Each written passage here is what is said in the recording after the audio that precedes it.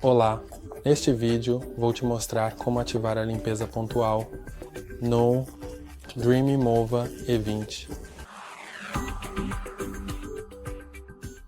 Para ativar a limpeza pontual, que vai limpar a área ao redor do robô, que será 1,5 metros. Basta colocar o robô na área que você quer limpar pontualmente. Então, coloque-o em qualquer lugar, metros. Basta colocar o robô na área que você quer limpar pontualmente.